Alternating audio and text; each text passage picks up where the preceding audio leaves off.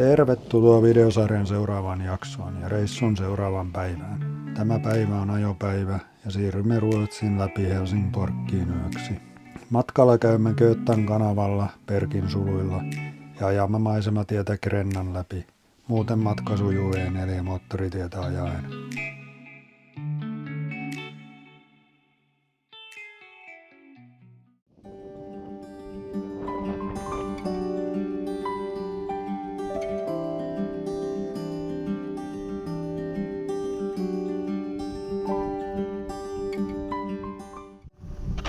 Huomenta. Tänään on herätty Bredängelerin alueelta. Tänään matka jatkuu kohti Tanskaa. Päivä alkoi perinteisellä kuskin leirintäalue kävelyllä. Kävin kaupungin uimarannassa ja kävelypoluilla.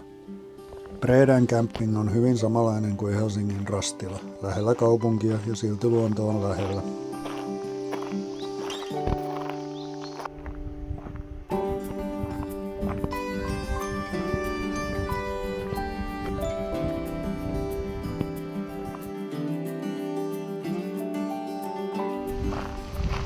Leirintäalueen lähellä on kaupungin yleinen uimaranta ja tää on aika suuren mäen alapuolella. Tuo on aika jyrkkä mäki tänne, mutta todella hieno uimaranta.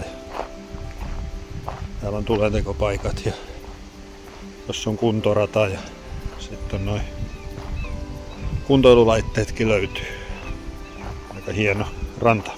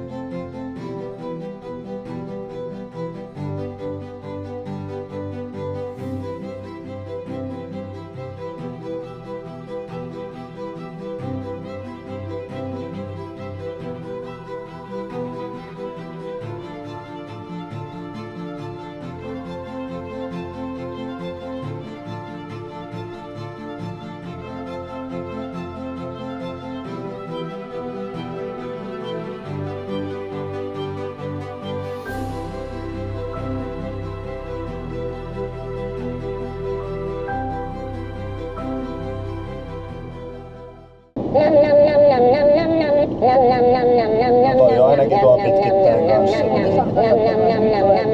Mene mä tonne ihan alapäähän, ettei kukaan. Toi lähtee hyvä. Götan kanavan Perkin suluilla olisi varmasti tekemistä pidemmäksikin aikaa, mutta me pidimme pienen jalottelutauon koirille ja ihmisille ja kävimme seuraamassa kanavan toimintaa. Parkkipaikalta löytyy myös matkailuautoille matkaparkki.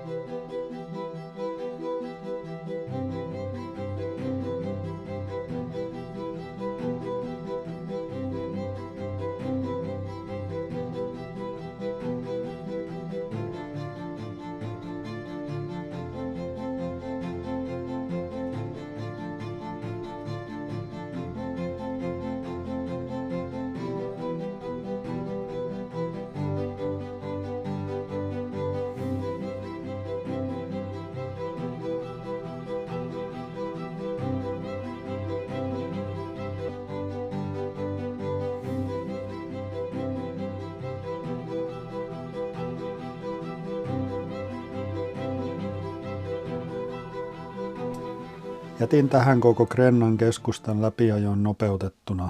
Välillä se on ollut aika pujottelemista ainakin ruuhkaisena aikana.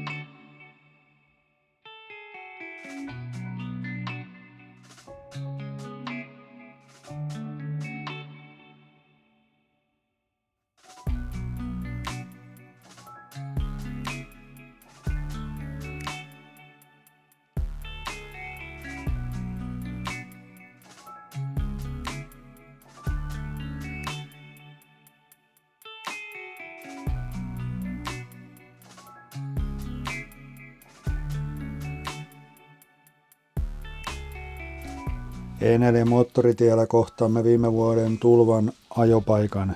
Mieleen nousi tulvassa odottelu. Tästä löytyy kanavalta erillinen video Ruotsi 2024 sarjasta. Ihan tavallinen tämmönen tie. Ihan normipaikka. Paljon siinä oli vettä. Laskee tuosta. Tossa me heistiin. Tossa jossain. Tässä. Toi on jonossa. Kuinka pääsit peruun? Eikö menikö tuosta liittymästä lähdettiin ylös? Sitten mennä muutaman 100 metriä.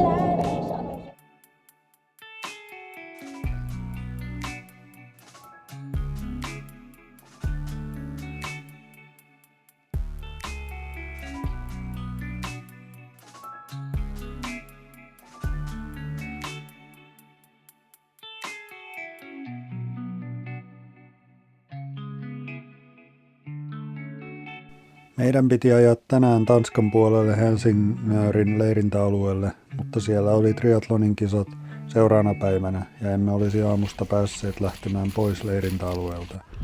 Niin päätimme jäädä yöksi tuttuun Helsingborgin Råcamping alueelle. Seuraavana päivänä matkamme jatkui Tanskan puolelle.